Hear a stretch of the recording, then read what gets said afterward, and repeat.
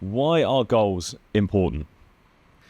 Yeah, that's a really good question. I think mainly because they give us some direction in our life, I guess give us a bit of a North Star to aim towards and help us to think about perhaps some of the actions that we need to do in order to achieve the things that we want to. And they can be in a whole range of context in performance, in our general life, in our health, in business contexts.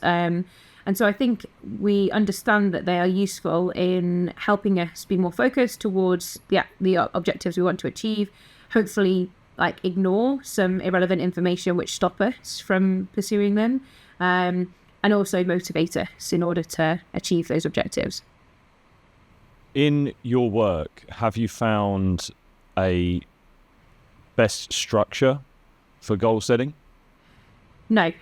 And that's probably a really good question, because I think people would probably be really familiar with acronyms like the SMART acronym, so specific, measurable, achievable, realistic and time-bound. That's probably one of the best examples of how if something sounds good, then people will run with it. And it's so well known, yet it comes from one academic paper in the 1980s, which was about how managers in business could set objectives with their employees. And it was a commentary. It wasn't even a piece of research. It was just an idea that somebody had. Yeah, it absolutely exploded, probably because it's quite logical and people think it sounds good. But there's actually really little evidence to suggest that SMART goals are any more effective than other types of goals. And I think certainly where I would sit is that there's a lot more nuance to goal setting, and actually the kind of goals which might be most effective will depend on the person setting them, the context they're in, the things they want to try and achieve, their motives, how they feel about the goal. And so I guess if I was thinking about setting goals with people, I'd almost have a bit of a checklist of questions that I might ask, rather than saying it needs to be specific, measurable, etc. Which I think is really interesting in regards to what we know about goal setting, and makes us think about how, information, like, I wouldn't even call it disinformation, just, something can be caught upon as really catchy, and all of a sudden everyone's like, yeah, this is the thing, even though actually there's no evidence underpinning it, or very little evidence really.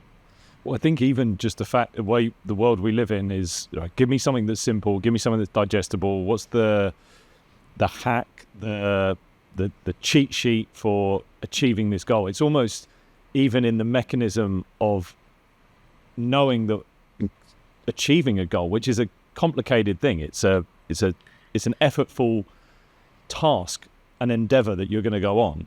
And even in being able to try and do something like that, we still might look for an easy way out, an easy fix and a quick hack to get there. Yeah, absolutely. And I think there's also this sort of perception that goal setting is linear. You start off here and you're trying to get there and it's just a straight climb upwards. Whereas the reality is it's much more like this. You're going up a bit and then down a bit and then maybe up a bit more and then maybe really down, because other things may happen to, in the pursuit of that goal. And the reality is as well is most of us are pursuing more than one goal at one time, and so actually sometimes we have to put one goal on the back burner because another one comes to the forefront that takes priority, and balancing those goals is just as important as being able to focus on the right one at the right time. But it definitely isn't this linear process, and I think exactly that sort of hack idea, there isn't one. It's about helping people to have the skills and the self-regulation and the motivation, so that when they're on perhaps a downward spiral away from their goal, they understand what they need to do to get back on that upward track. And also if they achieve a goal, be able to set the next one. It's not just, I did it, brilliant, okay, I'll stop there. That's me done for life, completed. So I think there is definitely that perception of people. And it's hard because people are busy and it's, there's a lot going on. But I think it's about, that there isn't, like you say, that kind of cheat sheet or if I do this, then I'll achieve a goal and that's done then, basically. I think one of my experiences has been the fact that when you're setting a goal, one, that up and down that you're talking about, that is undeniable part of achieving a goal. It's that fate. It's almost those memes that you see online where people say what you sort of like the Instagram reality images that you see. So that what you think is going to happen, and then the reality of what happens, and it's always that straight line, and then it zooms out, and then it squiggles, and it's all up and down and backwards, and then it's like, oh, then you kind of get there. And so if you're talking, because I always think about those setting a goal, that you do have to recognize there's going to be barriers, there's going to be some form of adversity, fall off. You might, even if you're an athlete, right, you going after it, to not think that you're going to get injured along the way would just be silly to think that. And actually the fact that if you don't prep for that in almost your goal setting of like, what am I going to do when I get there? Is the time that I'm giving myself to achieve this goal only based on that every single day goes the way I want it to? And can I mitigate that? So what were some of those questions that you would ask someone in how they're setting their goals? So a key one for me would be why this goal? Why do you want to achieve it? And that's really linked to the goal motives underpinning a goal. So we know that when people are trying to pursue a goal because it's enjoyable, it's important to them, they understand the benefits of it, it is inherently linked with who they see themselves as a person, their own inherent values. So we would term those autonomous goal motives. And there's a real wealth of evidence which demonstrates that when people are pursuing goals for those kind of reasons, they're more likely to be successful in them. They put in more effort in order to achieve them. They persist when things get really difficult. And also they are sometimes more able to disengage from a goal which they can no longer achieve and re-engage in something they can do. So that would be a classic injury situation.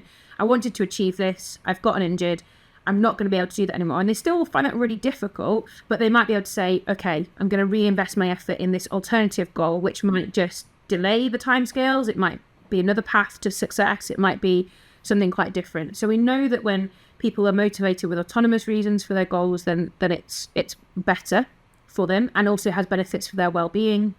Whereas when people are pursuing goals because of either internal or external pressures, so internal pressures might be I'd feel really guilty if I don't pursue this goal, it would make me really anxious if I didn't do it, or the expectations of others, my parents, my coach, my teammates expect me to pursue this goal. These are termed more autonomous, more controlled reasons. And they are also quite powerful motivators. So people are likely to start pursuing the goal in the first place, but when it gets more challenging, they're less likely to maintain or put in extra effort in order to reach the goal. They're less likely to re-engage if they have to disengage from a failed goal or an attainable goal. They're less likely to re-engage in an alternative one, and they're less likely to experience benefits for their well-being. They may be more likely to experience things like burnout and poor mental well-being. So definitely the motives that people are pursuing a goal with are really, really important.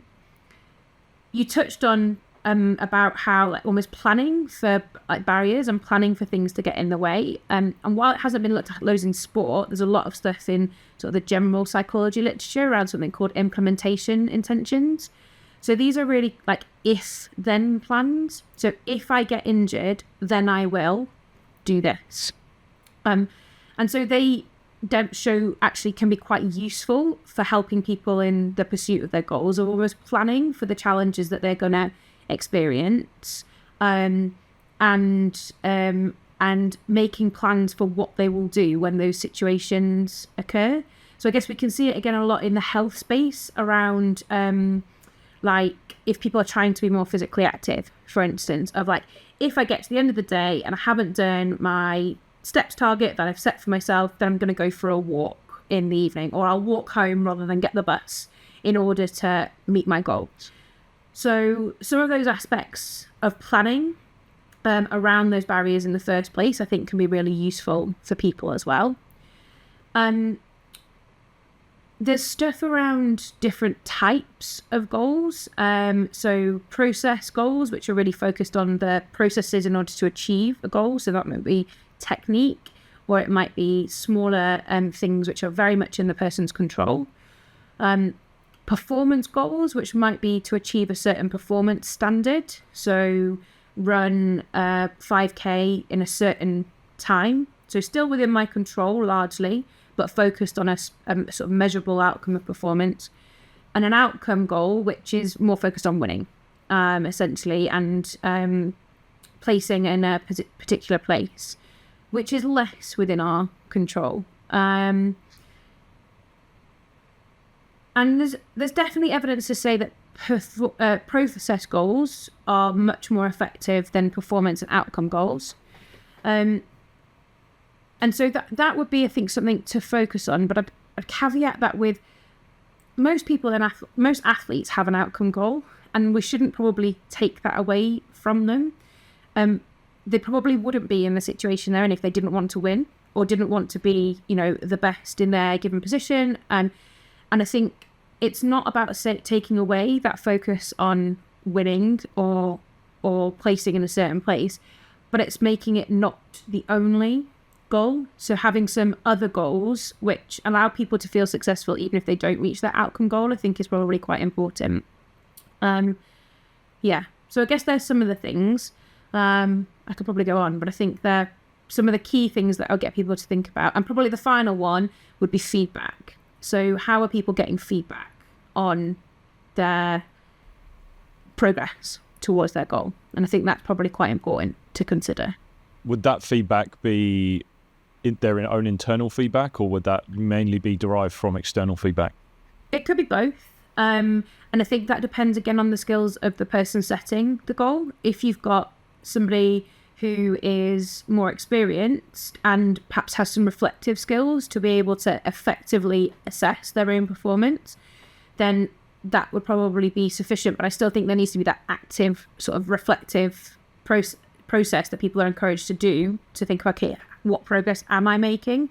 But I still think the external feedback is useful in relation to helping people to understand what progress they're making. And so that could be a coach, could be, again, depending on the nature of the goal, could be an S&C coach, it could be a head coach, it could be a technical coach if people are working on more technical aspects. But yeah, I think that's an important component to include. But I see this as actually quite an important component right now in the world we live in right now, just for, and especially you said there, the experience of the athlete, the experience of the individual, because anyone who has set a goal, gone after it, and maybe over, maybe a decade, has then kind of got to where they want to be. I look back at my own time of being a professional athlete, and even where I am now, and I go, this didn't happen overnight. I know that. I have the perspective to know that it didn't happen overnight. I know the perspective to see what it took to get here, the bumps along the way, the victories, the losses, all of that. But what you see right now, and I think this is where society has a shift that we're in, and there's a social component to this, is that the perspective of progress of goals, I think, is now harder than ever to get someone to have that perspective of you're going in the right direction, because there's a huge element of wanting instant gratification. So I want that goal much faster than what I know is reality. So there's, again, that complete disparity between reality and the perspective of what they think it's going to take to get there, which is much shorter than what reality is going to be. So I just think this understanding your progress of your goals is much more complicated and much more, it's been squashed. It's just been the timeframes are being drawn in because of the pressures. Again, the internal pressures are coming from external pressures because of what society is saying, whether it's social media. We're just constantly seeing people having had success. So then we probably think that progress has happened very fast. You've got people who have viral videos whose lives can change overnight through some form of content they create. But then you might dive into the story and go, well, they've been doing that for years. So yeah, the perspective's all off. Yeah, and I think there is very much that component of helping people to see where they've come from as well, in terms of like, you might still be quite far away from where you would like to be, but look at where you are compared to where you started. And probably, again, planning for that, like planning, being realistic with people of how long things might take. And I think that's where the feedback can be really beneficial, because it's not going to deliver the instant gratification of I've achieved my overall goal, but probably those process goals can help too, because they're often considered stepping stones or building blocks towards a longer term target. So if I can see that I'm ticking off these little stepping stones and building blocks, that's probably why they're so effective, because they make us feel good. At the end of the day, if we set out to do something and we do it, that generally feels quite good. And so if we can build that into our goal setting process of helping people to feel good along the way, then they're probably more likely to carry on doing it. And that's, again, where the motives come in. There's a lot of evidence which supports the idea of, if you're pursuing a goal for those intrinsic, internal, like reasons, autonomous reasons, when we achieve it, we feel good. And so we're more likely to then be more interested in setting another goal and carrying on in that upward spiral of goal pursuit. Whereas if we're doing things because of others' expectations, or the perceptions of others' expectations, or my own internal kind of expectations of myself, those more controlled motives, well, I'm probably not likely to feel as good if I achieve the goal. So I'm less likely to then set the next one and set the next one and set the next one. And I think it probably overlaps with the stuff you're talking about. If I'm seeing other people living, these incredibly successful lives without the background story of what they've done to get there, or maybe this like tiny snapshot of success and everything else is like a complete mess. That's probably quite a controlled motive for me. I'm doing it to compare myself, to match myself to these other people, rather than focusing on me and my life and my own perceptions of what success might look like. And so again, that's where probably that lack of persistence towards those goals, when it's taking longer or it's not happening as quickly as we might hope it would, comes into effect, really. What about achieving a goal to prove someone wrong? I mean, that is a very controlled form of motivation. But I guess the thing I probably should say is, you can pursue a goal for both autonomous reasons and controlled reasons. We've got evidence to show that people can have both types of motive. And I would probably say, if you're doing it only to prove someone wrong, then that is probably not very effective. And you probably, I wouldn't imagine you'll feel great at the end of it, because even if you prove that person wrong, if they don't give you the recognition which you are perhaps looking for, then you're probably left with lots of feelings like, well, why did I do that? Or like, what else do they want from me? Or, I guess there's other like negative feelings about like, am I still not good enough? And that kind of perception. But if you're doing something to prove someone wrong and you have some autonomous reasons, I'm proving them wrong because actually I am this person, achieving this goal reflects who I am as a person, or is important to me, or actually it's worthwhile for my own sense of self to do it, then actually that could lead to positive outcomes for the individual. Because if they achieve that goal, even if the person doesn't give them the kind of recognition that they're looking for, perhaps they've got that internal, well, do you know what, I've done it, and I feel really, really good, and actually I recognise that that's part of me and who I am, and it's important to me, and they're also not fixed. So you could start off with, I'm only doing this because I really want to show my coach that I'm better than they think I am, or I'm doing X, Y, and Z. But as you go through the process, perhaps things become more internalized and you start to see the benefits of it. And that, the other thing I would say is, like, if you're doing it to prove someone wrong, but you also have some of those autonomous reasons, actually it might stop you from pursuing the goal longer term, because you get to a point where you're like, I'm not doing this for, like, who am I doing this for? And if I've got those skills to be able to say, I'm only doing it because they don't think I can, and I don't think actually I need to do this, then perhaps there are other ways I can invest my effort. But again, we would expect that to come from people having those, I guess you'd expect that kind of quite positive adaptation to stopping pursuing a goal to come from having more autonomous reasons. Whereas if you were only doing it to prove someone wrong, you might do it and then stop and feel quite empty and sort of lost as a result of it. Yeah, I said this because it's in sport, you'll get someone that might get rejected from not getting into a team, especially at a young age. If young kids are trialing to get into teams and then they get rejected, you very often will find that they'll go down two paths, right? They'll see it as the biggest barrier, and then that's it, and I fall away. But then you also hear of the others that go for that win at all cost mentality, and it's very sort of a very motivational and almost Americanized version of it, which is, I'm going to prove them wrong. I'm going to prove them wrong and prove these people that they've made the wrong decision. And I liken it to breakups in relationships.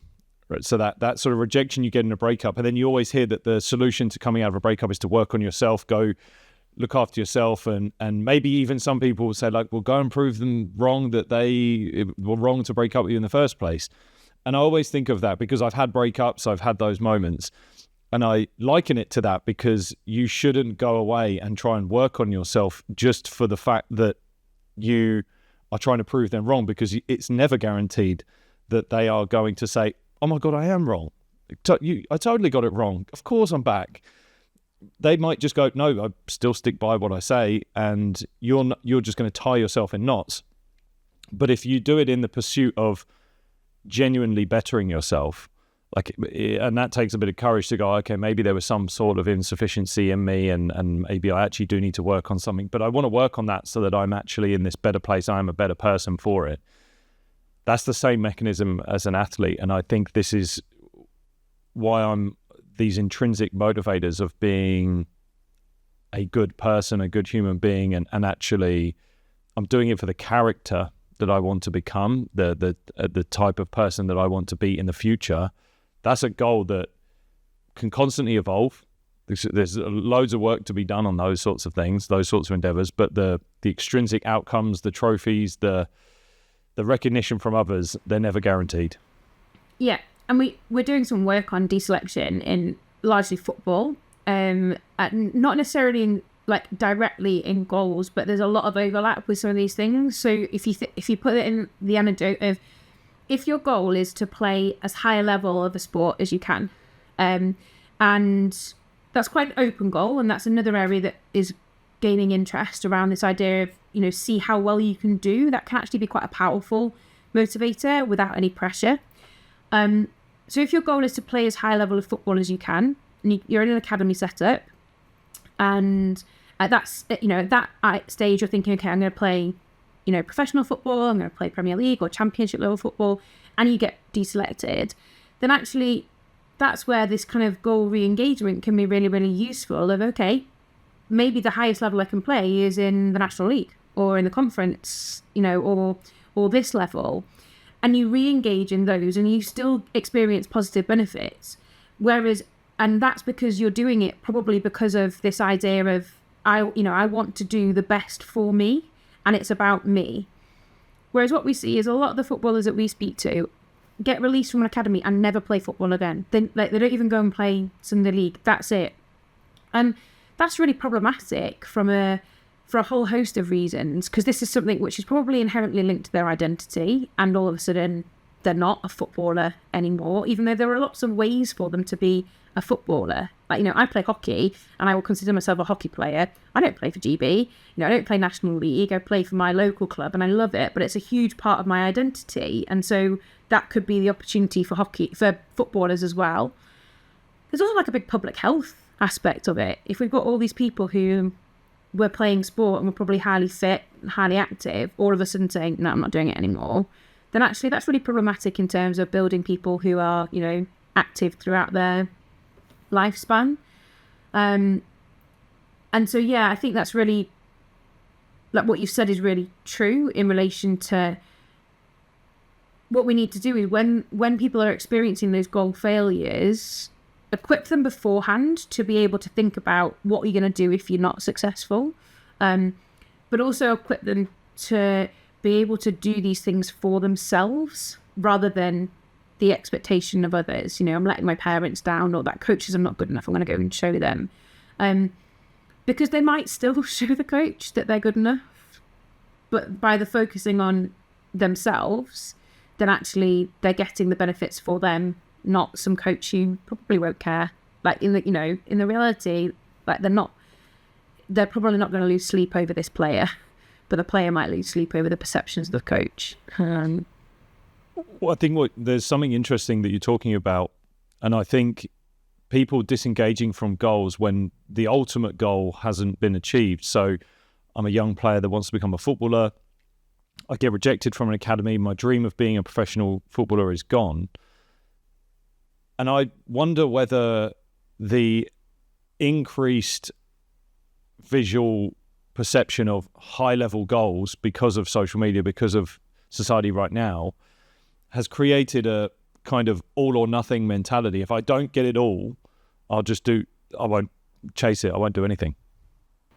Yeah, and I think that's definitely true. And we don't have as much awareness of the positive experiences that people are having in lower levels of sport. And obviously there are some, there are some anecdotal things. Everyone talks about Jamie Vardy of, he was rejected, went and played non-league, and then he was playing for England in major tournaments. And that is a fantastic story. But there aren't very many people for whom that is the experience. But there are probably lots of people who played in an academy, are now playing at a much lower level, and are still really enjoying their sport and are still getting lots out of it. And I think that's probably the messages we need to be giving to young people when they're experiencing that goal failure, as well as setting them up. I think there's a bit of a disconnect in between what I don't want, this isn't sort of bashing clubs at all, but I think there's a bit of a disconnect in between what clubs are doing when they think they're telling players at the moment you're not going to get a contract at the end of the year, and what players actually hear and actually perceive. And I think that again comes back to I'm going to prove them wrong. And actually, for the vast majority of players, they won't prove them wrong. And that's not a reflection on what the players are doing. It's not a reflection on the effort they're putting in. It's not a reflection on who they are as a person. It's just that they're not going to take everybody. And at that point, that player isn't in. And I think even though clubs feel like they're being really upfront, and probably are being really upfront, I don't think the message is always heard by the players. And so some of our work, and again, it's not goals related, but I think it still overlaps, is coaches and people working in that space feel that it should never come as a shock to players when they're told they're being released. Yet every player we speak to is like, it was a complete shock. I wasn't expecting it. And again, that's even when they've been told 6 months earlier, you're probably not going to be, you're probably going to be released at the end of the season. And so I think there's a lot of work to do in that space about how to help people come to terms with that, so that it's still going to be a really traumatic and challenging experience for people, but maybe through some of the things around those if-then plans. So if I am released, then I'm going to do this, but also understanding why they're wanting to be why their goal is to be a professional footballer in the first place, and understanding those aspects. And maybe looking at the multiple goals aspects of, can they have several things that they're trying to pursue both in sport and in their wider life, so that if the sporting goal becomes unattainable, they've still got other goals which can help satisfy their sense of self and help them feel like they're achieving. I wonder if that shock to them that they weren't achieving the goal that they were setting out to do, I wonder if that maybe cognitive dissonance that's going on is down to their lack of understanding of the progress that they're making. And so with that, how do we really track that progress along the way towards our goal? I think in those examples, it's really tricky, because how is your progress measured towards becoming a professional footballer? That's a very outcome-driven goal. Well, I only ask that because I just give you an example to go alongside it, right? So, and this is only anecdotal, both my experience and something that I offer to my athletes, which is if you want to become a professional footballer, if you want to become a professional cricketer, rugby player, insert sport, it is my opinion that the first person you should ask in what it's going to take to achieve that are the coaches that you are trying to impress in order to get through that gate. They are the gatekeepers to that goal that you're trying to achieve. So work with them and don't feel like it's just a performance you're constantly having to go in, check, is this good enough? Does this work? You might be going in the wrong direction completely. And then so the other part is also being what I believe is clever and strategic in your own way. And I spoke about this in a previous podcast to Alex Auerbach about when I was a player, I would spend time around athletes to find out what the guys at the very top had, what were some of the components that they had, and not just, he was fast, he was tall, he was quick and things like that, but kind of the psychological attributes that they need. So these guys are really mentally tough when they're up against it. They're brave when they're up against a corner. So I was like, okay, bravery seems to be something. And then there was actually attributes and tactical and technical things that you could do. So people, when the ball wasn't moving in the air as much, did you have the skill to be able to still try and get wickets? Did you have that understanding? Did you have that knowledge? Did you have the fitness to be able to do things later on in the day? So all of that was just like fuel for my goal setting. So bang, that goes in there, that goes in there. Fitness, that's a goal. I need to be aiming towards that. So every fitness session I do is aimed towards that specific part of the goal. And it's what we spoke about of kind of, it's game intelligence in a way for an athlete. It's understanding what do you need to do the role that you're doing. But in this sense, I would say it's kind of goal intelligence, where you're actually going, is the work that I'm doing actually taking me towards the goal that I know is specifically designed to get the outcome that I'm really going for? But I think what you're describing is really effectively breaking down an outcome goal into process goals, which are much more inherently controllable. So I can't control whether I'm going to be a professional cricketer or not. That is out of my control. But what I can control is what I do in the gym in every gym session. And that's leading me towards this process or performance goal of enhancing my fitness by X capacity. I can't control whether I'm selected for a given match, but what I can control is how I do things within that match as a process. And I think that's probably really useful as well, because again, when we look at when people don't achieve the outcome goal, maybe we've got a lot of big ticks on all the processes. And so that's an opportunity to look at, okay, what have I achieved? Like how much progress have I made? And where might be the areas that I still need to make progress?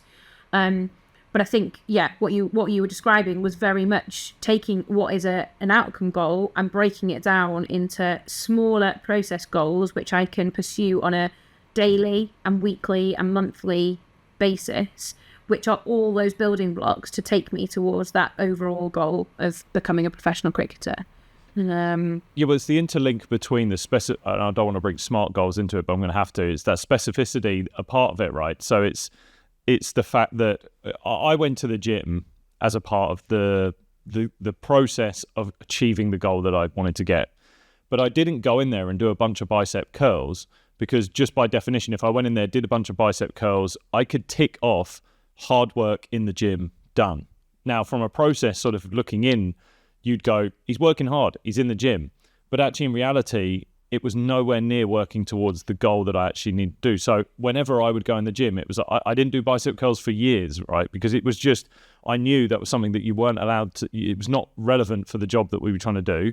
So it was like, right, every move that I'm taking in the gym, every weight that I'm lifting, is it towards better hip drive? Is it towards better optimal speed? Is it better to better stability? Just even injury prevention for knees and hips and ankles and all those sorts of things. Everything was designed towards that specific outcome goal, which was, and performance goals, mostly performance and outcome goals. But the process was so specific. And I think we can get, there is an element of people can probably get caught up in the weeds, because I see that. I see people who do get knocked back from getting led into teams and things like that. And then when you go into looking at their work, they go, well, I was working hard, but they weren't probably working smart. Yeah. And it's probably important to say there's actually nothing wrong with specific goals. The evidence shows that they are just as effective as other goal types. The problem is they have often been the only goals that people have set. And so I think it's about saying that there are times when specific goals are absolutely useful. And particularly if people want to pursue a specific goal, then we shouldn't necessarily say that that's a bad thing. There are definitely times where people need that. And generally what the theory would say, but I'm not sure this is necessarily ringing true in evidence necessarily, is that when people are experts, actually a specific goal can be really, really useful for them. When they've got a lot of task-related knowledge, they've got a lot of skill, actually having a very specific goal to pursue can be really, really useful. But also those more open goals can also be quite useful at times too. And it's about recognising that at the moment, I think the best we can say is no goal is better than the other, but goals are effective in enhancing performance. So it's about recognising the right goal for the right person at the right time. So yeah. That's interesting. Is there a hierarchy of type of goal depending on the level of athlete that you are? So in other words, if you're a beginner, is there a certain type of goal that's more important to you then? If you're intermediate, if you're then advanced, is there a certain type of goal that's more important? That's kind of been the theorising, is that open goals, where it's sort of see how well you can do, and that's, I guess, a type of non-specific goal, or a learning goal, which is finding new strategies in order to achieve a goal, so finding different ways to do it. There's generally been like a theorising that they are more effective when task complexity is high and people don't have necessarily the knowledge and skills to address those really high complex tasks. So beginners. The reality is the literature isn't necessarily showing that when we're testing those kind of theories. And there is some evidence to show that open goals, these more non-specific, see how well you can do goals, can actually be really beneficial in some settings for elite performers. So some of the work that Christian Swan and Trish Jackman's done in the area is really demonstrating that. And I think that's because it's really easy to fail a specific goal. If my goal is to do this and I don't meet it, I failed. Whereas it's a bit harder to fail an open goal. And sometimes not being able to fail is really useful for performance. And so, there isn't a hierarchy of goals. And the evidence is building to demonstrate that actually it isn't that we should set open goals for learners and more specific goals. It's definitely more nuanced than that. And it's more about working with the athlete in question to understand what is the right goal for them at this moment. And that might change. It might be that actually people start off with an open goal and then move to something more specific once they've got a sense of how they're doing towards it. And I think that's where the literature is starting to demonstrate that some of the, principles on which we've set goals just aren't necessarily supported by the evidence. And maybe we need to look at this more like nuanced, individualized, personalized approach rather than kind of a one size fits all, or actually one size fits none. I think there's what you're talking about with the advanced athletes. There's an element where you can get so caught up in the way you've done things in the past and how it's you probably can plateau along the way. And if, say, for example, a lot of your training has been based around deliberate practice, having that openness to go into maybe something more like deliberate play, where you're just really throwing everything out there and just really, really expanding. Again, it leads from my conversation with Alex Auerbach. He was talking about Steph Curry and how he built his game intelligence was actually the fact that he does so many different things. He just kind of throws everything out there, shoots from half court and practices that so that it's not a coincidence that he can do it in a game, is warming up and trying to shoot the ball from behind the backboard.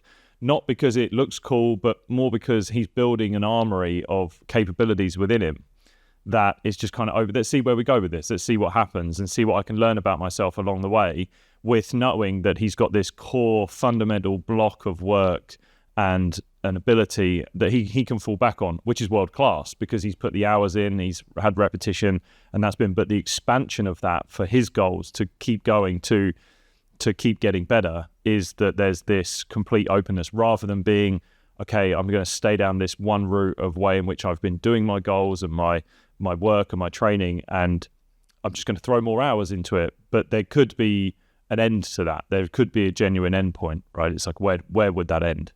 Yeah, absolutely. And I think like a lot of the stuff from open goals in like performance settings comes from the idea of flow states. So what can we do to get people into flow states where performance is, almost feels effortless, and you can see how that overlaps with open goals of just almost just seeing where your performance can take you. And I think if you put it in a cricket context, for example, like there's a lot of data in cricket, and you are much more the expert than I am, but I imagine a lot of preparation for matches is looking at X bowler and X batter and saying, okay, here's where they've gotten out in the last set of situations, and so here's where I want you to bowl to them, and here's where they score runs, so let's not bowl there because that's where they're going to get lots of runs off it. And that can be really useful, but what happens if the weather is different, or the batter is having an off day, or they've been working on something in training that you don't know about? And if we're very focused on just those specific goals of I've got to bowl this line and this length, and that's then going to get me to get them out, well, perhaps having a more open goal, or at least having the flexibility to change those goals in the moment, might result in greater performance, because you're not constrained by I've got to do this, I've got to do this, I've got to do this. And again, that's not going to apply in all contexts, but you can see how in the like really unpredictable world of elite sport, where you just don't know what's going to happen. Even in sports like athletics, where you're like, if I run this pace, then I will win. Well, what happens if someone else runs faster than you on the day? That we're always having to react to competitors, and so I think at least having that flexibility to be flexible in our goal pursuit, both in terms of how we pursue our goals, but also the types of goals we pursue, can be really advantageous. I think you're right. There's some interesting stories I have along that. So I had a friend of mine who was actually in the Paralympics for 2016, and they cyclists, and they rode their personal best, I think, for the final, but the Dutch team ran an Olympic record, and they sort of sit there and go, well, we ran a PB, but they ran an Olympic record, and that was it. Then you come to the cricket scenario. It was really interesting. I had a friend of mine who's playing in the 2020 competitions and the one-day competitions, and he was showing me the stat packs they now get on their phones. So it's all the analysis is sent to them via their phones. And it was so interesting because he was showing me all the players that he was going to be coming up against that night, and we were running through it, and the statistics were based quite simply on where that player scored their boundaries, their runs, and then where on the pitch, whether they played, what their strike rate was. So for people that don't know what strike rate is, it's essentially the higher your strike rate, the faster you're scoring, essentially. They had a higher strike rate on the front foot compared to the back foot. So they might have a strike rate of 90, which means you're going to score 90 runs every 100 balls, compared to on their back foot, compared to on their front foot, they might score 150, and it'd be 150 on every 100 balls. And so that for him was like, right, well, I'm going to push him onto the back foot. So I'm going to pressure him. And that worked for him. That actually really worked for him, because he said that plays to my skill set, my strengths. But then he would come up, and you would do this all the time. You would come up against players where there's a cost benefit that you have to weigh up and go, okay, in the pursuit of, say, trying to push this person onto the back foot because I know they're weaker, am I going to be trying to execute a skill that I'm not as strong in, Whereas actually, if I just try to meet them with my strength, with their strength, and just, there is that beautiful part of sport where that happens, and that's just who comes off better on the day. And that totally comes down to, so first off, you've got his game plan of what he thinks is the right thing to do, then the process, and then the execution. And I always think that those are the three things that any athlete really should just be focusing on, is your game plan, your game plan, your overarching game plan, your process of how you want to execute that process, and then your execution of that process of your game plan. People who execute but don't have a game plan, it's kind of just happened by chance, right? People who have a game plan but execute but no process, they're going to be inconsistent. But you ultimately just want to be an athlete where you're just being judged purely on your execution on the day, and how you get that, the game plan, which is essentially that goal process that you're setting up, is you have to weigh up, is the plan still within my control? I have confidence in it, it's a strength of mine, or I'm not just doing this plan because I feel it's statistically the right thing to do, but actually I'm pretty weak at trying to execute it. Yeah. Or even like in the moment, like this is the plan, but it's not working. Like today they're having a really good back foot day. And so like having that flexibility in your armory to be able to say, okay, I'm going to go to a new plan. And obviously in a sport like cricket, that can be a team plan of like, we're going to try a different bowler because we thought you would work, but actually you're not. Or like an individual level, if I need to try something different here because the plan isn't working. And I think, again, that's where that flexibility and goal pursuit is really important. And like you touched on some of those things as well. Like, am I just following this plan because the coach told me to, and I'm really, I don't want to face the wrath of them if I don't? Versus, do I actually endorse this plan? Do I actually believe that this is a way for me to, perform excellently? Which is getting them out. But there's other markers of that as well. Keeping my run rate low, like all those kind of all those other things which demonstrate excellent performance. But I think the key thing is having that flexibility, and sometimes I think specific goals can hinder that. Not always, but sometimes if people are too strongly held to them and can't be flexible, because it could be moving to another specific goal. It doesn't have to be moving from a specific goal to another goal type. But it's just being able to, say, okay, plan A's not worked, let's go to plan B. Yeah. I think back to what you were talking about, implementation intentions. And I think of those in sport of what I've called inner opponents. And essentially what I describe them as is that an inner opponent is some form of negative experience that will happen to you along the way. And then that inner opponent will show up in a form of tendency. And then I say there's offer for a sort of a solution statement after it. So this is a pre-planned thing that I would run through. And so the inner opponent in a cricket context, right, could be, my inner opponent is that I get hit for 6. My tendency could be that I either become then really careful in my next ball and I maybe start to put the ball there, or maybe I become a bit careless and I start to work harder and try to bowl the ball as fast as I can, lose my technique, and that's the tendency that happens to me. When something negative happens to me, this is the tendency and how it shows up. And then the solution statement is quite literally this implementation intention, which is, if X happens, I will do Y. So for me, it might be, if I get hit for 6, I will take a breath, sort of assess whether that was a good or bad ball. And then Y is, I might change to a game plan B, right? I might change to plan B, which is bowl a slower ball. I might, there are times where you might actually go, no, I just need to refocus on executing the ball better. And I didn't do that right. So the plan, there's almost plan B, C, D, and it's kind of like, which one do I pick off the shelf? But it's all wrapped up in, if this happens, I will do this. Because then along the way, you feel far more in control of your destiny.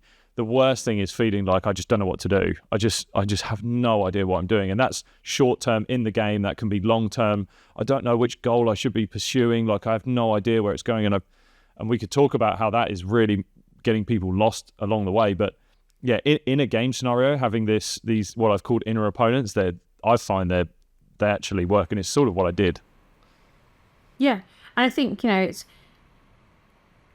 you've hit the nail on the head in that actually being without a goal or not knowing what goal to pursue is actually a pretty challenging state to be in. I guess it's a bit like, there's information overload, perhaps. Like there's so much you could do, and actually you don't know what you should do or what you are going to do. But the other thing which really resonated was this idea of control. And that's such an important aspect of feeling in control.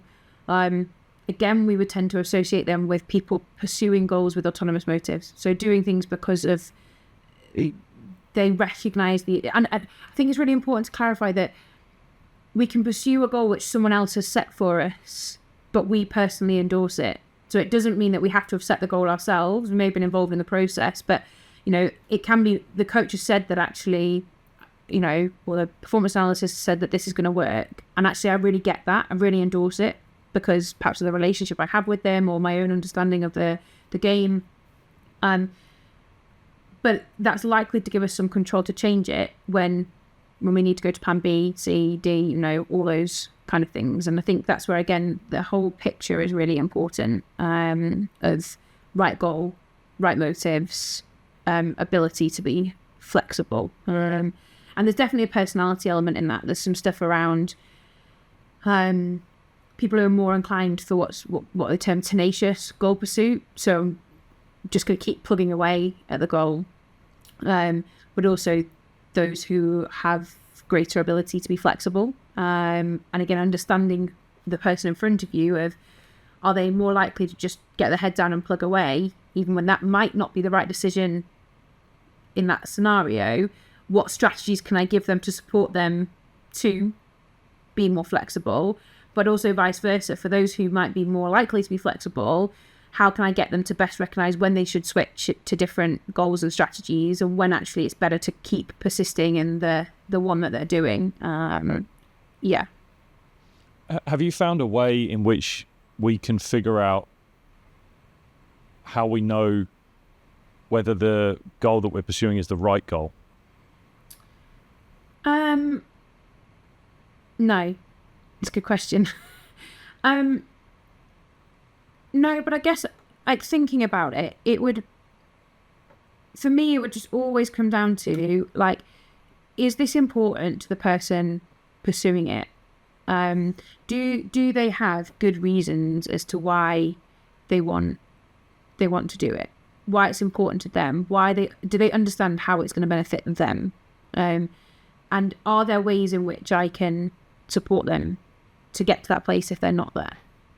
Can I, think about like an S&C context, if they're like, I really want to do bicep curls. Why am I not doing bicep curls compared to like hip mobility stuff? I'm a bowler. Like, surely I need to work on my like arm strength. And so can I explain to them why we need to do this hip mobility work? Well, actually, that's going to help you deliver. You might think it's all about arm strength, but actually it's more about how much you can flex in your action and also making sure you're not getting injured, for instance. So explaining some of those reasons, giving them options. There are often lots of different ways that people can achieve the same goal. So can we give them a couple of different options in relation to how they might go about achieving it? So I don't know that necessarily we definitely don't have a way at the moment of saying what's the right goal. I think it's really about talking to the people that you're working with to understand what might be the right goal for them right now. Yeah. I don't know if you saw it, but there was a interview with an Australian race walker called Jemima Montag. Oh my God, it's like the best thing ever. Awesome, right? I love it. It's so good. But the quote that was so good that came out of it was, she said, the fine balance of between wanting it and needing it. Needing it. I was like, oh, this is like singing to me. Right? And I think that is so interesting because, yes, the thing she's talking about, there is a want that you must have, right? That wanting and needing it. So you don't need it in order for it to define who you are, but you want it because it can be who you are, right? It can be more about who you are. But there is also an element of, and again, this depends on the level at which the person is at, and probably less in the advanced section, more in the beginner section, is that there are some goals that you're definitely going to need. There are some things that you're going to need to pursue in order to get to this level that you're saying you want to get to, or the outcome that you want to get to, right? There's every skill, every endeavor that we have, there is an element of you're going to need to do the work. And there's even, again, go back to the conversation I had with Alex. He said, I believe that not every professional athlete really wants to be successful in terms of the LeBron Jameses, the Kobe Bryants, the Novak Djokovic's, the Federers. No, that level of success, there is a massive gap between just the elite athletes and the super elite that are those guys. And that work, you've got to really want to do that. And also there is, if you want to get to that level, you're going to need to do it. There is a need to do it. But I think what Jemima was singing too is this sort of intrinsic, I don't feel I'm being pushed to do this. I don't feel I'm being forced to do this, or it's reliant on some person's opinion of me in order if I don't do it. My family is still going to love me if I don't. Like, yeah, exactly. Yeah, I want to do this because it's what I want. Yeah. And I think when it comes down to there's some things which you're going to need to do, again, that comes back to do I understand why I need to do it? Like, not, some goals are not inherently enjoyable. Like, they're not. But I understand that I need to do it. And so I'm going to do it. Like, I can think of it looking at our fire safety training at work, not inherently enjoyable. However, I understand I need to do it, both because in a fire, I probably need to know how to get out, and also it's an expectation of my employer. And so I just need to do it. And so I think, again, it's the understanding why have I got to do this? Okay. It's not because, I really, really enjoy watching it, but actually I understand the benefit of it. So there's some element of it being like more autonomous than just I'm being told to do this, therefore I must do it. So yeah, I think it just comes back to those reasons. Can we help people to understand why it is that they need to do something, and why that might benefit them, and why that might help them, even if they can't see it right now, achieve a longer term aim, which is important to them. Is there a link between personality types and goals? Whether a certain personality type, whether a certain personality type is more suited towards goals and achieving goals? So not necessarily. Optimism has definitely been shown to be helpful in terms of things like flexibility in goal pursuit, and we have also these sort of general tendencies towards either flexible or tenacious goal striving. There hasn't been loads which has looked at personality, but I think that's definitely something we want to look at, because I think we can think about things like conscientiousness. That's probably really good for goal pursuit. Probably also high levels of openness, being flexible and open to new experiences and new ways of doing something. And probably also high levels of emotional stability. I think that comes back to that sort of wanting it but not needing it. If you've got somebody who's perhaps low in emotional stability, high in neuroticism, then maybe they aren't able to adjust and cope with the setbacks that might experience, and also might be more inclined to do things because of controlled reasons, like avoidance of those feelings of anxiety that they might be more predisposed to because of their high levels of neuroticism. I guess I would also caveat it with, it's also important to think about how these traits might interact. So if you're conscientious but highly neurotic, that might not be good, but conscientious and high levels of emotional stability might be good. So there isn't much work that I'm aware of, but it's definitely on our radar or something that we should explore.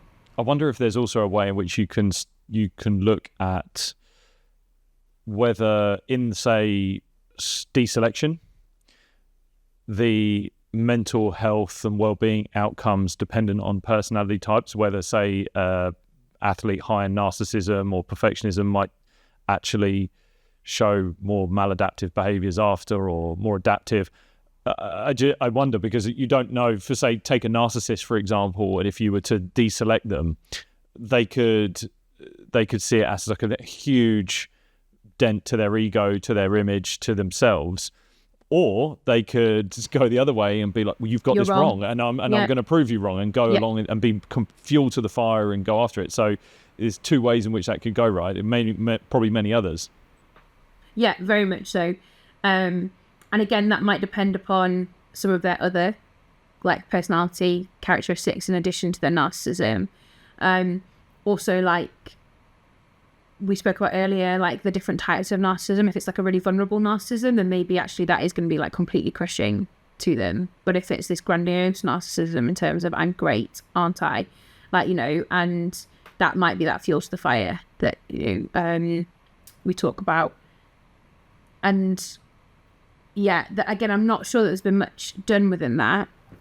We know a lot about sort of how, again, some work we're doing looking at around sort of resilience and how that might impact and also coping strategies. But there's probably some elements of personality in there as well that we haven't looked at yet. Yeah, I wanted to ask you as well, have you looked around sort of obsessive and harmonious passion linked with goals and goal achievement?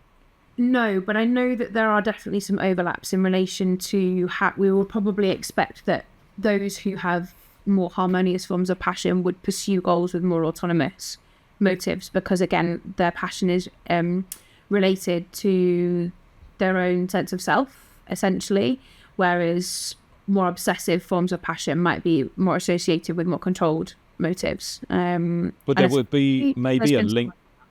I wonder whether there's a link there between the level of goal that's achieved as well and the passion that coincides with it. Because if you think of someone who's just harmonious, like there is a level of obsessive passion that needs to kind of exist in order to get to that real elite level. So it'd be interesting to know the outcome of those goals, the linked with it. So yeah, your harmonious goal is going to get you maybe so far, but there is an element of obsessive. Your harmonious passion will get you so far, but the obsessive passion might get you this far. Sorry. Well, I think like in lots of things, that's where we're starting to recognize that like none of these things should be seen as on a sort of dichotomy. They shouldn't be seen as the opposites of each other, because we can have both in the same way we can have both high autonomous and high controlled motives. And in some ways there may be advantages to that. Like, you know, if we think about it from a motivational perspective, the example I always give is, like I said earlier, I play hockey, and a few years ago I had a late teaching session, which meant I was always in a rush to get to my hockey training. And hockey's a winter sport, always it'd be dark, it'd be cold, I'd be tired from a day at work. And so I was always a bit like, oh, maybe I could just say I got caught in traffic on the way there, and, you know, I wasn't going to make training. Would they really know? Like, but actually what got me to training was I don't want to let my teammates down. That's what always got me to training, was if I don't show up, I'm letting them down. That's a really controlled form of motivation. But the reality is, once I got there, I felt great. Once I actually got involved, and I loved playing in that team. They were some of my closest friends. I'm still really good friends with lots of them. It was really fun. I had a great time and I loved it. And so that's kind of like what kept me going every week. But what got me there in the first place was I'm going to let them down if I don't go. And so I think that's where those dual processes can be really, really useful. But I don't think it would have kept on going if it wasn't for the fact that once I was there, those autonomous motives kicked in because I was having a really positive experience. If I turned up to training and I'd only come because I didn't want to let my teammates down, and I had a really crappy experience and didn't enjoy their company, and I didn't feel challenged and I didn't get anything out of training, well, that's not going to continue over the season, is it? But yeah, I think that's where those dual processes, and like you say, with the obsessive and the harmonious, perhaps we need both in some respect in order to reach those really high levels and maintain them over a longer period of time. Well, I'd also say that how do we know whether some of the obsessive passion traits and habits and actions aren't actually harmonious to the individual, because it's genuinely what they want to do. It's actually what exactly. They don't feel like they're being pushed into it. They don't feel it's obsessive. They just think this is a part of who I am. This is my personality. This sings to my identity. This is just me. And there's an element of, you know, in order to be an elite athlete and compete at the highest levels, there are lots of sacrifices that have to be made, and there's lots of things which, like, people won't always understand as to why you have to do things at a certain time, and you can't come and, you know, do this social activity because you're training, and there's very little flexibility in that. But those things are driving that person, and they're really important to them, and they're really inherently linked to who that person sees themselves as. And I think there's always a caveat, it has to, we don't want to endorse some really, we can think of really toxic and really negative behaviours that which have been associated with certain elite athletes. We don't want to endorse those, but we have to recognise that for some people, that level of obsessive passion and commitment and, almost single-mindedness and ruthlessness towards the achievement of their goals is what is going to get them to be those super elite athletes. Where do you think society's role plays in people setting their goals? Because I see so many people out there right now that are, and running seems to be a big one. There's a big running movement around the world, but also with that then comes sort of record breaking, whether it's running Africa, running the Arctic, running across America, running across the Sahara Desert. It's then once that person, you hear someone achieve that, then 2-3 weeks later, there's the next thing that they're going to. So there seems to be this large pressure on achieving something, just creating something. So yeah, where do you see society's role playing in the goal setting landscape? It's a really interesting question. I haven't ever really thought about it. I guess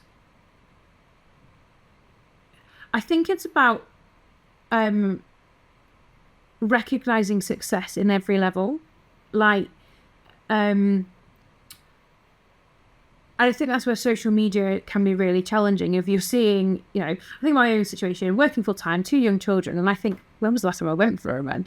Let alone ran across the Arctic. But that doesn't mean that I'm not being successful in the pursuit of some of my goals. Or to a certain extent, being successful is about saying, at the moment, my goal is just to survive and for everybody else to survive. And that looks like success for me. Whereas somebody else may have different support systems, different experiences, different capacities at the moment to go and run across the Antarctic or run Africa. And so I think societally, we need to be able to recognise all those different levels of success, and also recognise that those people who might be achieving absolutely incredible things may have really different experiences, commitments, responsibilities and motivations to somebody who is just turning up to parkrun every week and running parkrun every week. That for success for some people, that's really successful. And so I think that's where society can support, is about applauding everyone in relation to the pursuit of their goals, and not just recognising those who are achieving those unbelievably challenging goals. Because again, we don't see, and I'm not suggesting that, but we don't see what aspects of their life they're failing on. I think we can also often feel like we're juggling lots, and we might not making progress on anything, but maybe actually those people who we perceive are making progress have put down absolutely everything else so they can just focus on that one thing. Whereas lots of us have things we can't drop. We have things we can't just put to one side and leave, for however long it takes us to achieve that one goal. I wonder whether it's sometimes interlinked with the pursuit of status. And I don't know if you've come across Will Storr's book, The Status Game. No, I haven't, no. It's really interesting, and I actually encourage you to read it because of the sort of the well-being and the mental health aspects of it, especially if you're going into, say, the deselection side of things, because basically Will writes about this element of that life is a game of status, and that we as human beings, our goal essentially is to, first off, find a tribe, so get acceptance within a tribe, and then once we're in that tribe, we look to gain status within that tribe.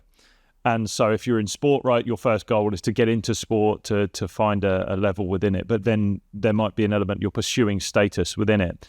And I think that's just happening on this larger societal scale, and similar to what you say there. And I can think of people that are pursuing these goals, but like I said, it's costing them probably elsewhere, but it's the pursuit of that goal is so extreme and so high that it creates some form of status. And then actually what it does after that is that in order to maintain that status, you must either increase the goal, do something similar, go sideways, do something as hard, and that's now your status in society, in your tribe. And if you are to not be seen doing that, that you might risk losing that status and losing your place in that tribe, that your level in your hierarchy, and that if you are to do that, that drop in status can be massively detrimental to your well-being. But even achieving that status can be massively detrimental to your well-being, because if that's all you've been pursuing, and the idea is like, once I'm there, I'll be fine. Like, you know, and we see that all the time. Once I've done this, or, you know, I'm only stressed because of this, and once I've done that, it'll be fine. And then when you get to that place and it's not fine, you're like, oh man, like that was the kind of utopia I was striving for. And I think that is a real problem in relation to people perceiving status. And you could probably, certainly in the UK context, substitute that with wealth. Of, you know, pursuing wealth and status will result in, you know, greater happiness, greater satisfaction. And don't get me wrong, I'm like, there are like aspects of wealth which will alleviate lots of people's stresses and problems. You know, poverty is a huge issue, but it's not going to solve everything. And so I think that's where, again, people have to look at, well, why am I chasing that status? Why is that important to me? What do I know about that? What will it actually bring me? Because I think you could talk to a lot of ex-athletes and they could talk about how there were lots of benefits of being, you know, professional or high-level athlete, but it can also be quite lonely. And, you know, you may be away from family. Cricket's already, you know, a really good example. You spend 6 months of the year, if you're in, if you're playing international cricket, like out of the country because of the seasonal nature of it.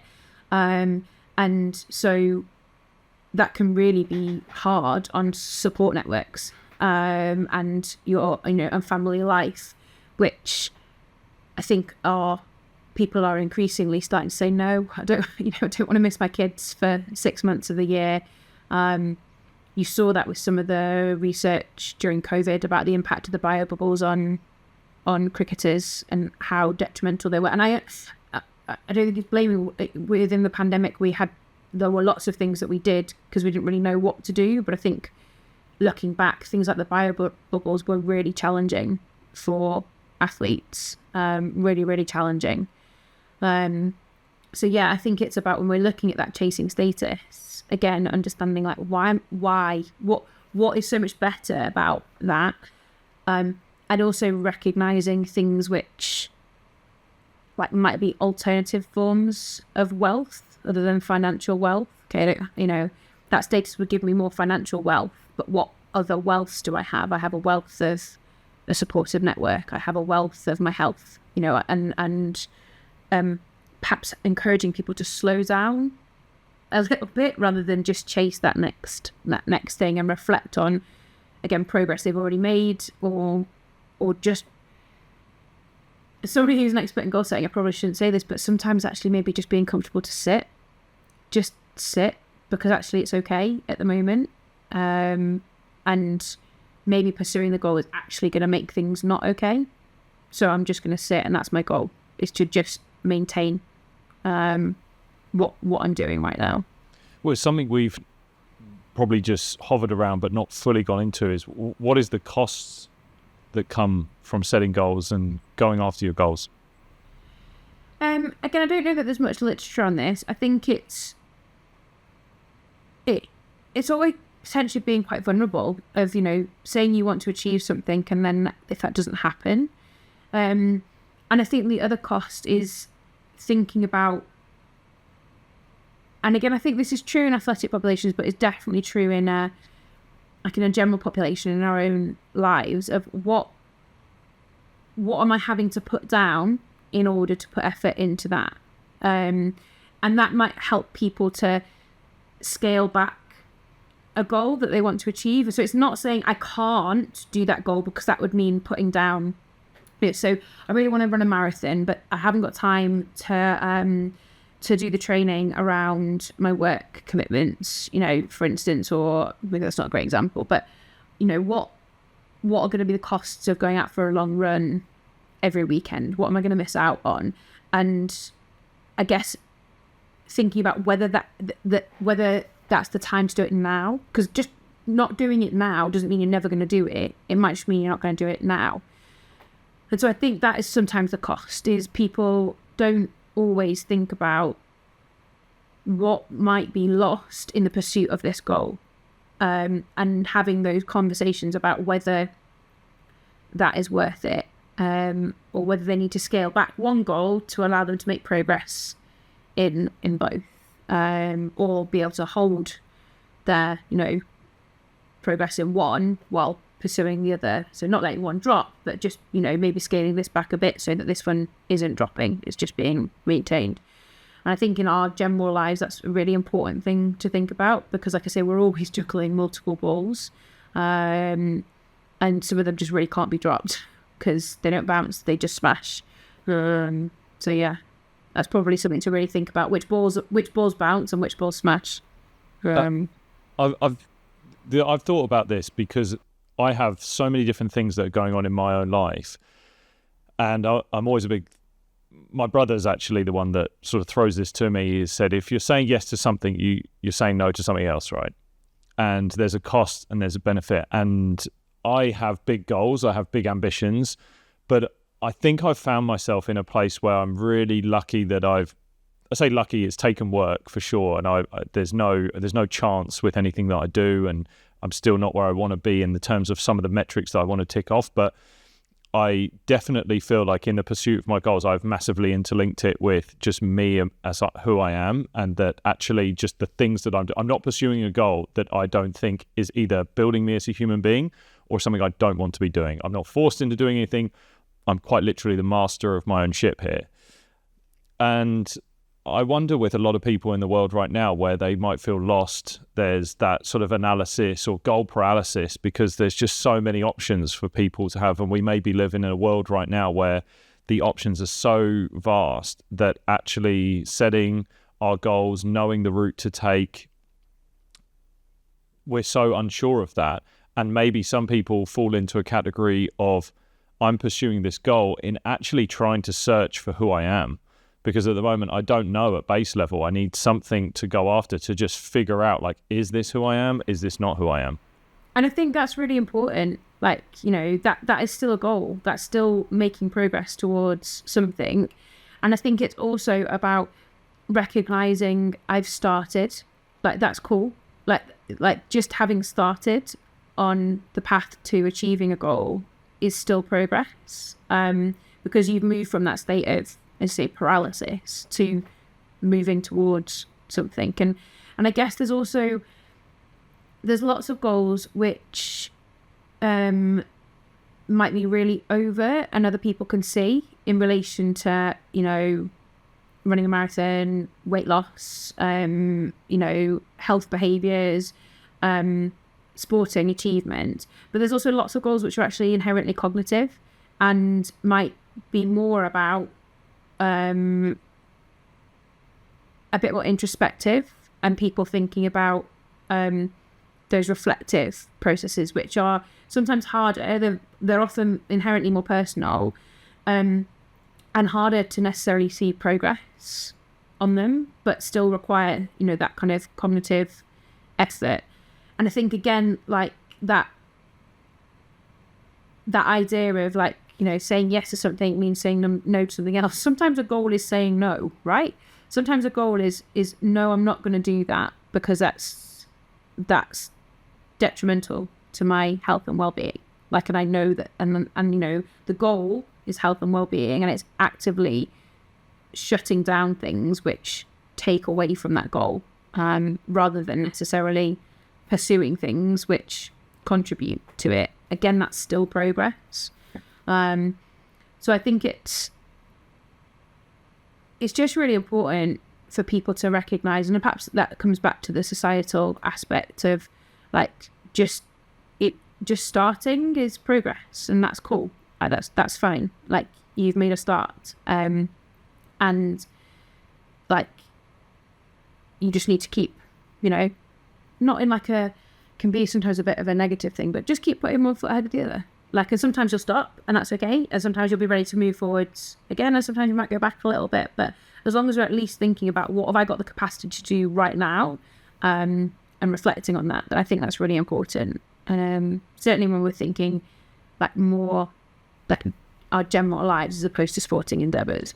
Yeah, it's something that I'm really interested in watching over the next, I'd say, 5-10 years, just where we're going to go in what setting goals is going to be like, how we're going to be talking about goals. And I think there's just these two camps that we have of this kind of this capitalistic movement of saying go achieve, and then it's thrown out on the highlight reel on Instagram, here's the extrinsic wins that you can get. And then there's the other movement that's much more social, which is talking about really do something because of what you're talking about. It's literally the two camps of your controlled and autonomous motivations, right? It's your extrinsic and your intrinsic motivations that are just massive tribes and groups that are out there talking from almost one hymn sheet, but there's two that are being sung from. And so I'm so interested just seeing that the people that are in the middle, not knowing where to go. And I see this more in schools, and I talk to teachers, talk to coaches, and there's just a lot of kids that are kind of lost there. I don't know where I want to go. You think about even when I was at school, and it might have been the same for you. You're sitting there doing your exams here in the UK, your GCSEs, your A-levels, and you're like, what do you want to be? And that question for a lot of people right now is like, I don't know. For me, I was very fortunate in the sense that I got to 14. I was like, I want to be a professional athlete because it's not on the academia list, and this is what I want to do, what I love doing. But I'm now doing my master's, right, at your beloved Bangor University. Not to shoot down Nottingham Trent at all, but but love them both. Love them both. But that's where you came from. But I even now just doing that, and it's come to me at 34 years of age, and it's such an autonomous motivation for me. Whereas I know if I'd gone into, say, university at 18, 19, I think I would have been, I know that Lewis, I know he was thinking, I'm going to do this, but I don't really know why I'm doing it. And then fortunately I deferred and then became a professional athlete, and I didn't actually end up doing it. Now I'm doing it. But it would have been completely different and a totally different scenario. And I just see this now in what's being said in society, not just in sport, but as a general, where people are setting their goals, how they're going to feel like I can have this balance of feeling like I'm doing something because I want to do it, but also I feel like I'm achieving something and going somewhere. And we also see it within the higher education sector. I don't want to get too political, but like the idea that a degree must lead to a job. Whereas actually, what is the likelihood that somebody at 17, 18 is going to know what job they want to do? Like, unless it's something highly vocational and highly professionalized, things like medicine, to a certain extent law, those kind of like professional careers which have a professional degree associated with it. But I didn't know at 17 that I was interested in sports psychology. I liked PE. That's what I liked. And I have found to a certain extent doors closed off to me, because if I wanted to be a sports psychologist, I should have done a psychology degree, not a sports science degree. And that's okay, because I've had lots of other successes in my life, and I'm okay with the path I've taken. But A, how are we expecting your people to know what they want to do, and the people who are supporting them? And B, what's the reality that most of us are going to have one career? Like, most of us are going to have multiple careers, and so we see that in relation to some of the problems we have within the higher education sector is there's this push that degrees must lead to a job, while actually probably we should be looking at it, we should be training students to be highly flexible and have a high range of skills.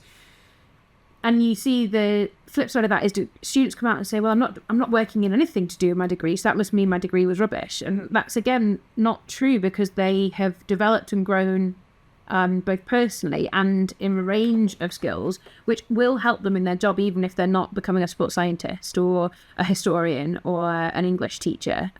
All the skills which they've developed are important.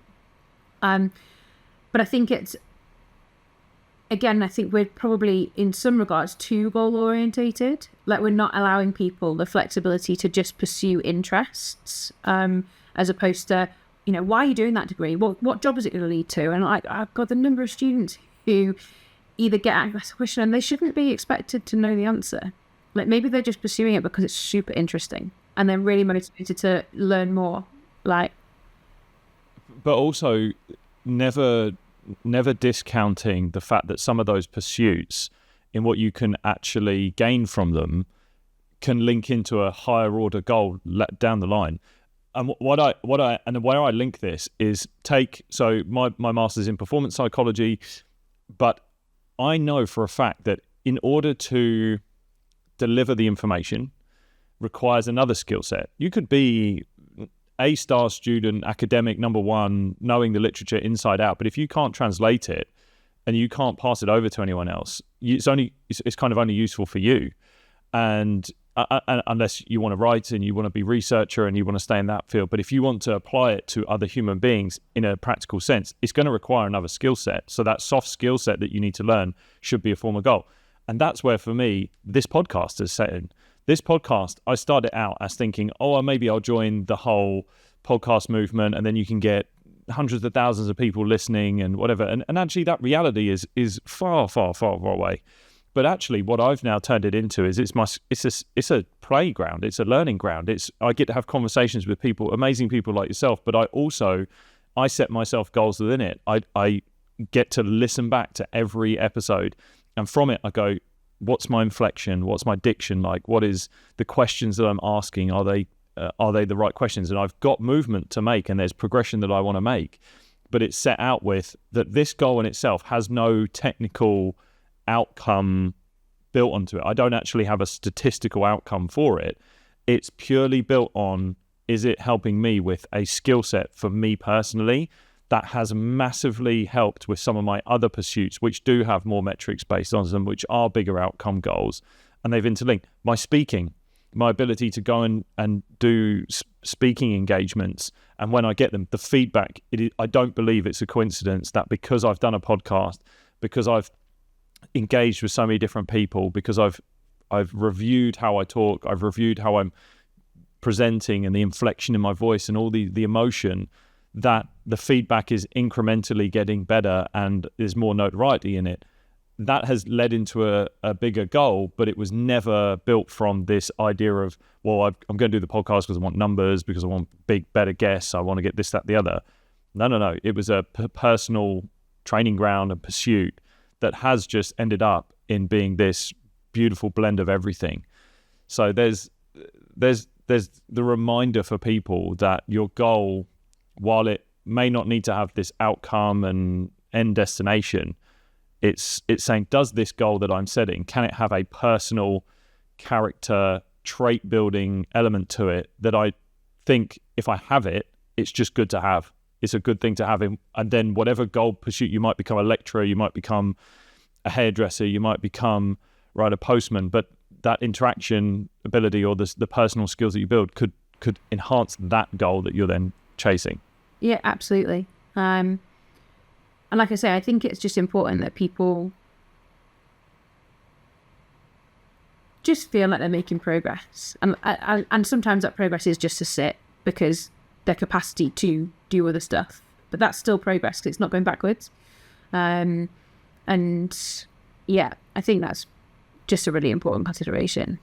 So with the evolution of goal setting and where we potentially think it might go in society, where do you see goal setting, even in the literature, where do you see it going over the next few years? I think there's a real movement to try and, certainly in sport context, make it, I guess in more physical activity, taking into account the context more strongly. So much of what we know is still coming from business contexts, and they're not applicable in either sporting performance environments or in sort of physical activity and wellness environments. So a real move to make these aspects more specific and more effective, taking into account the nature of those contexts. I think there's definitely still more to be done on trying to think about practical support that you can offer to those who are supporting others in goal setting. So I guess in a sporting context, that would be coaches and sports psychologists. What toolkits can we develop to help them be able to ask the right questions when they're goal setting, rather than go down the specific and not taking into account some of the other aspects we've talked about. And the same in physical activity. How can we support physical activity providers who often use goal setting? It's one of the most effective behaviour change techniques, but it's kind of a bit like, imagine how good it could be if it was more psychologically informed and more informed by the literature. So what toolkits can we create for those kind of people to be able to translate the research in this area into the actual practice that people are doing. I think that's probably a big area that's going to be looked at in relation to goal setting. Really. I wonder if parents will fit into that as well. Probably. I think there's lots of avenues. And yeah, I think parents would definitely, within a certain context, would be a really big, important area to look at in relation to even just how they're talking about goals, and how there's a lot of modelling, how, we see that as coaches as well. But if parents can be seen to be pursuing their own goals, which, are important to them and demonstrate their own sense of identity, maybe that helps facilitate that in their children as well. Is there anything we're not talking about at the moment when it comes to goal setting?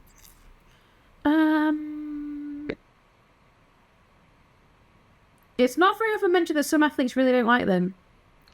Sometimes people just really don't want to. I've got a colleague that I does the stuff with, and she's done apply work where she's like, there are some athletes who will just refuse to set goals. And I think that's quite an interesting idea, and it'd be interesting to explore why.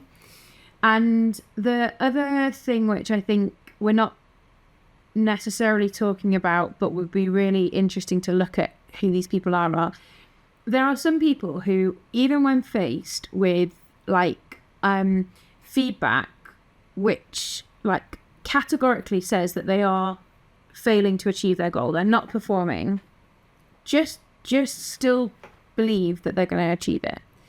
And so I think understanding what's their psychological profile, what is it about them that means they have that unwavering belief that they're going to achieve it,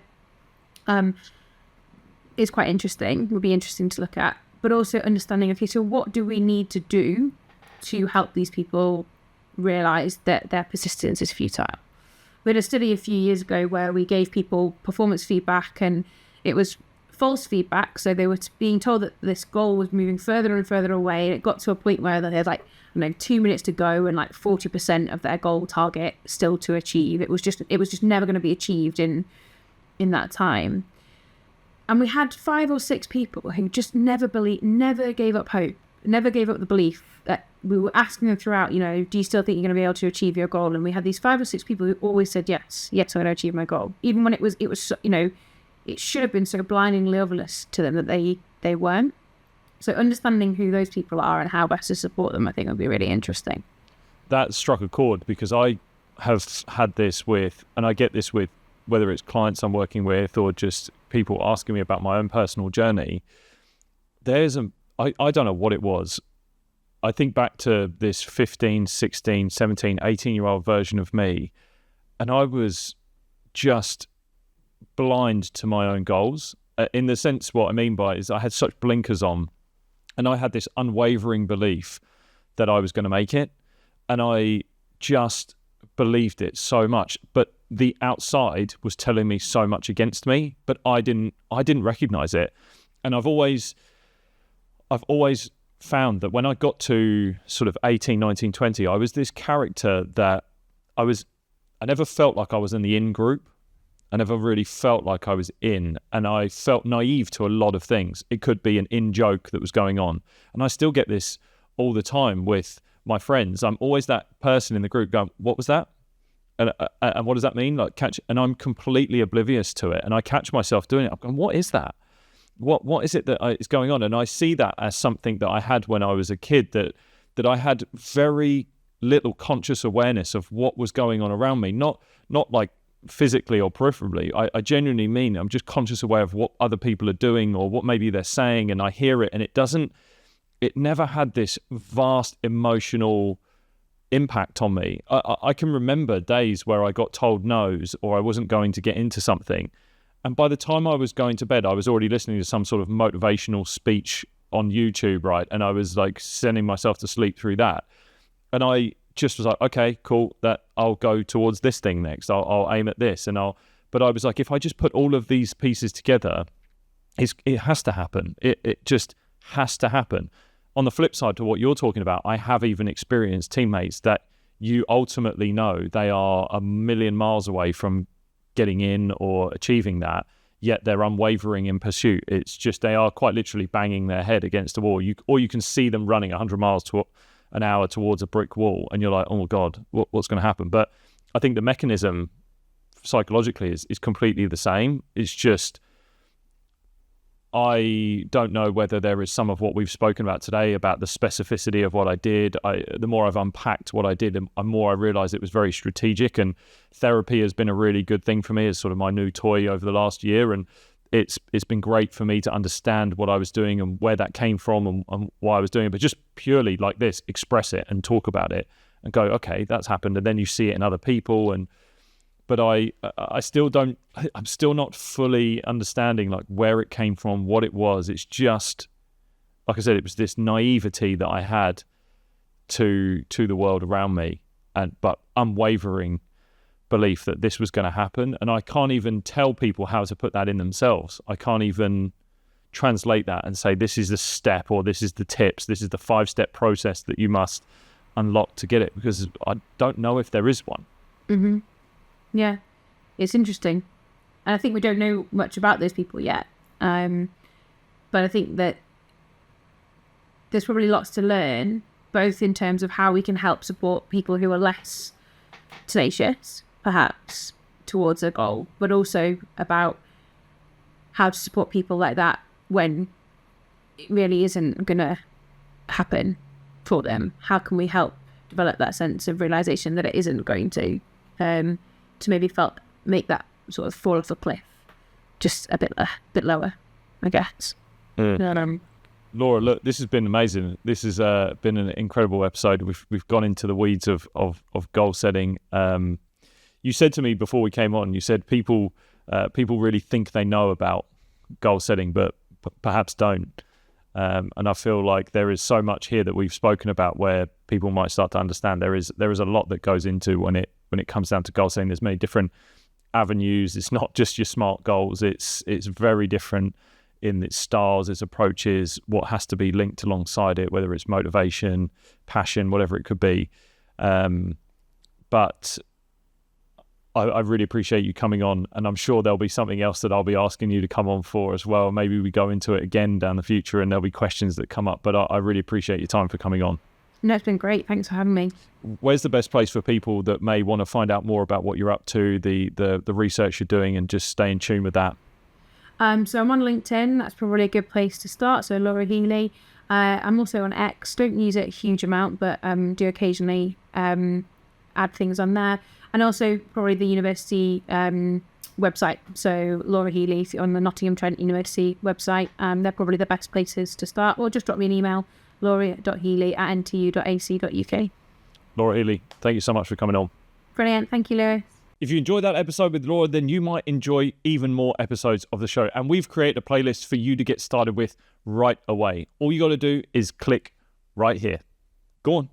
Go.